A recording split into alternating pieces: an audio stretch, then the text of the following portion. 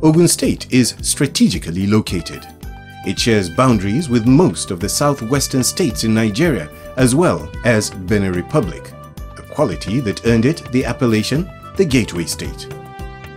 Aside its closeness to other states, sharing borders with Lagos State, the commercial nerve center of the nation, places Ogun State in a very strategic position, which, if positively harnessed, will bring unlimited economic potentials to the state. Beyond its strategic location, Ogun State is also blessed with resources too many to mention. Many have recognized the potentials inherent in the state and have declared their intention to partner with it towards harnessing them. But being very proactive in nature, the Ogun State Governor, Senator Ibikunle Amosun, is taking things further by actively drawing attention to the state towards opening it up for investment. So therefore the entire government... This was what informed the organizing of the first ever Investors Forum in Ogun State. The event, which held in Abeokuta on the 26th and the 27th of March 2012, had as its theme, Ogun State, Open for Business. The event attracted dignitaries from all over the country and beyond.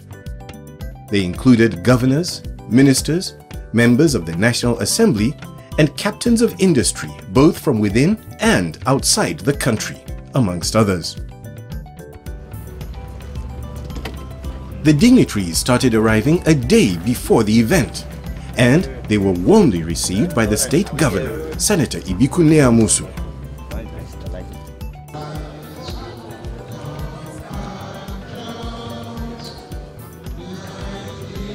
Day one of the Investors Forum started with a welcome address from the economic advisor to the governor of Ogun State, Mr. Rotimi Adewumi. He explained that the forum was a means to showcase the unique opportunity that Ogun State presents to investors, as well as share ideas on industrialization. The purpose of this forum is to communicate to the business community the vast investment opportunities in Ogun State and reaffirm our commitment to working with the private sector in order to drive economic and social development.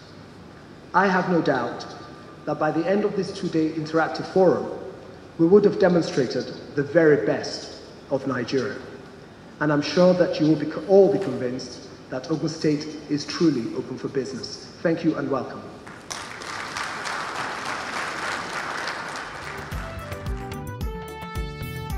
The welcome address ushered in the plenary sessions of the forum. The focus of the first session was on agriculture and agro-allied business. The Honorable Minister of Agriculture and Rural Development was the main speaker. He dwelt on the important role that states need to play in the agricultural transformation agenda of Nigeria, while emphasizing the potential of the sector towards boosting the nation's income. He further spoke on what could be done in Ogun State. For Ogun State, we know that we want to help, and so Executive Governor, I would like your indulgence, please, to look up, because we are also going to establish 18 large-scale industrial plants for high-quality cassava flour.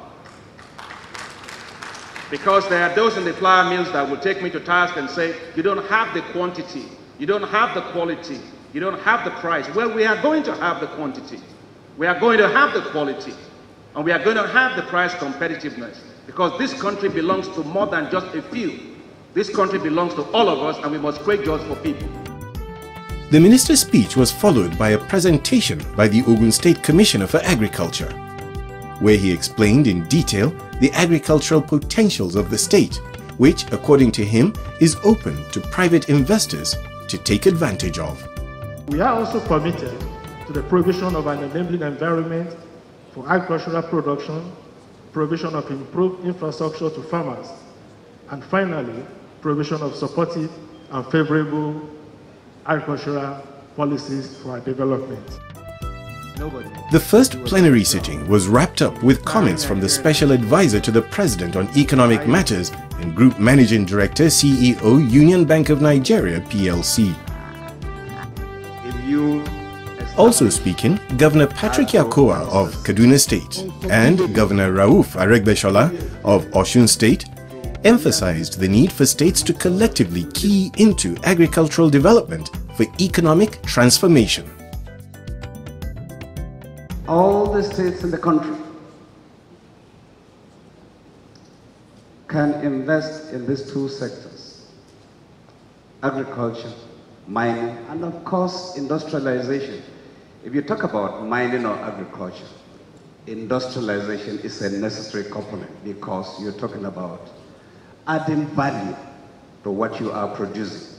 You can only add value to what you are producing in agriculture or in mining if you establish agro-processing industries to take care of the different crops, that we have. Everybody, not only governors, everybody must take this clarion call to seriously face agriculture, particularly food production and food security, seriously. Let us dignify labor.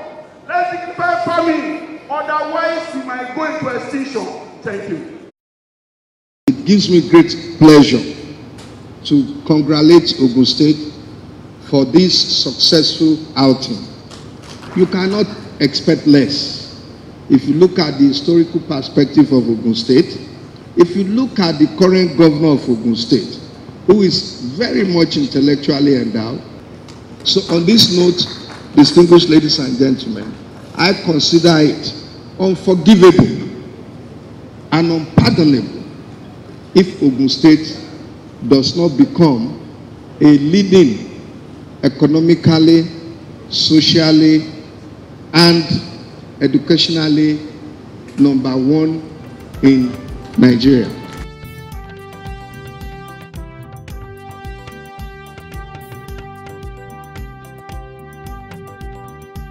With that, the forum moved into the second plenary session, which focused on infrastructure, roads, housing, energy, and transport. To open the session, the Ogun State Commissioner for Works presented all that the state is doing in terms of infrastructural development, as well as opportunities that exist for investors in the transportation and energy sectors.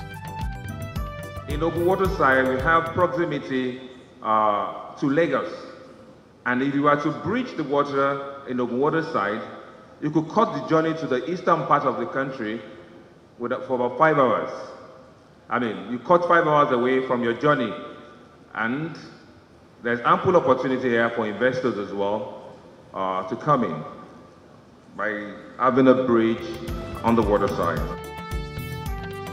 Other areas he highlighted for possible partnership include a mass transit scheme for areas close to Lagos, a light rail system, construction of power stations, traffic and transportation infrastructure, and alternative road routes. The Ogun State Special Advisor on Housing and Urban Planning also made a presentation that unfolded 3 housing projects with partnership potentials. One was the new town plan that will better living standards for those that stay in Ogun State border towns but work in Lagos. The Housing Ministry is going to be partnering with primary mortgage institutions. The average cost of the bungalows will be 4 million to 5 million, with repayments over 15 to 25 years. We feel that the duration of the project will be between 15 to 18 months on each location. With these 3 projects, we want to assure the good people of Ogun State and those investors who are amongst us that indeed we are open for business.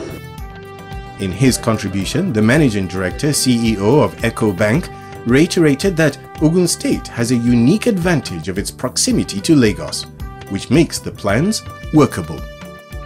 The fortunate thing for the state is the only state that is the border state to Lagos, the commercial hub. So it has a unique advantage in all the areas that we have discussed, whether it's in transportation. The special advisor mentioned that we have land here and there's housing problem in Lagos, so clearly expansion will be towards this way. So with that, of course, subdivisions can be created that can be funded. And if the state is part of the National Housing Fund, mortgages can be given to the house beneficiaries.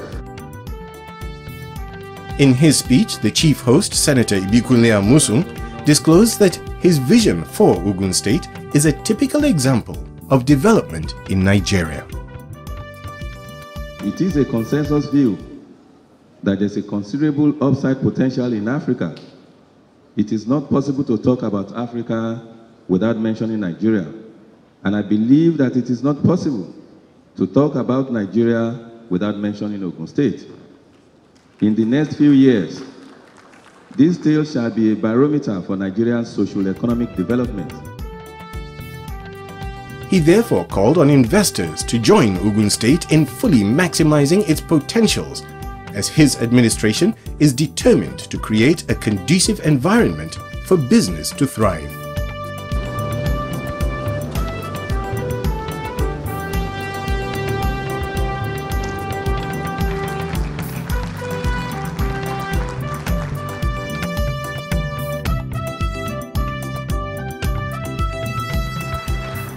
On this note, the third plenary session kicked off. A former Prime Minister of the Republic of Ireland gave the keynote address during the session. He spoke on the factors that determine the success and socio-economic growth of any nation, stressing that population size is not a guarantee for economic growth. We're not the largest state in Europe, and you're not the largest state in Nigeria, but that does not mean that in any way inhibits success. Success in economics, in business and in trade is dependent on location, it's dependent on human resources, it's dependent on confidence, and most importantly, having the right strategies and the political courage to see them through, and obviously having the political leadership. Your state has all of these qualities, and I can say from my long experience in politics, because I see so many of the same qualities that underlined our success right here in your beautiful state. In her address, the Honourable Minister of Communication and Technology explained how Ogun State can explore the world of ICT. We will have 5 cables, I think by 2014. 5 international undersea cables will land in Lagos, giving us 14.7 terabytes of data, more than we can ever use. But the biggest challenge we have in Nigeria today is actually taking that capacity and moving it inland. And I see Ogun State as, and anywhere you're going actually, whether you're going north, south, east, west, you will pass through Ogun State. And one of the advantages or one of the opportunities that Ogun State can look at is creating or creating that predictable environment where you can actually roll out fiber optic cable, where you can actually begin to tap into that tremendous capacity with the international undersea cables. Ogun State could even think of building a virtual landing station. Today, all those undersea cables land in Lagos. But there's nothing to say that it can't aggregate that data bandwidth in Ogun State and use that as a means of getting the telecoms companies to take that infrastructure, that bandwidth from Ogun State into the rest of Nigeria.